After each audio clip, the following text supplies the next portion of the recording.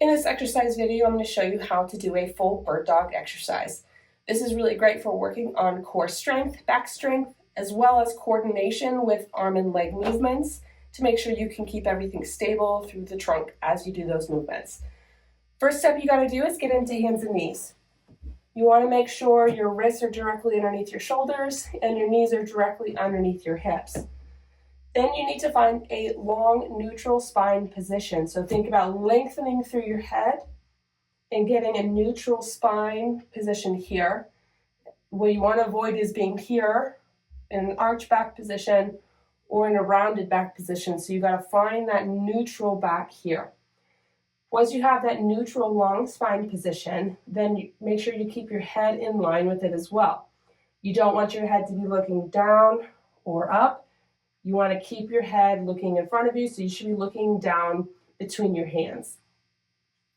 Now we need to engage our core to make sure we keep everything stable through here. So you're going to lift your core, belly button pulling in towards your spine and slightly up towards your head to get that stabilization through your core.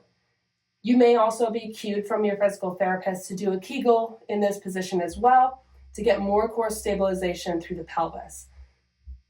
So once you have your neutral spine position, core engaged, now we're going to lift one leg up as well as the opposite arm. So I'm going to lift my left leg and right arm, trying to extend it in a straight position in line with our torso.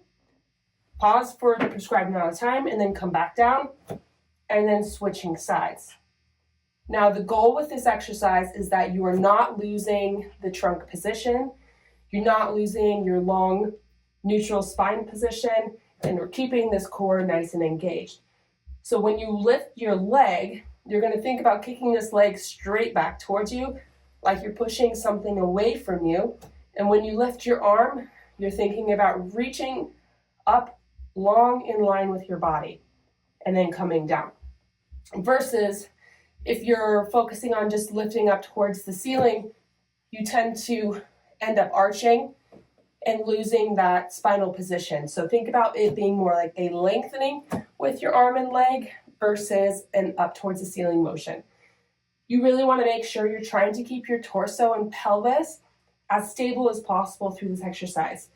So if you need some cueing for this, you can put a little tissue box or an empty cup on your lower back. And if you keep the tissue box in that position throughout the exercise, you know you're doing it correctly. If the tissue box falls, you may need some adjustment on your movements, or you may need to do a bit more core engagement. Now, if this is really hard for you and you can't do this without keeping the spinal position, what you may want to do is just lift in a smaller motion. So instead of reaching or lifting as high, just lift a little lower and start here. The main focus of this exercise is that stabilization and coordination. So you really want to focus on good quality movements versus doing a lot of repetitions with not so good movement.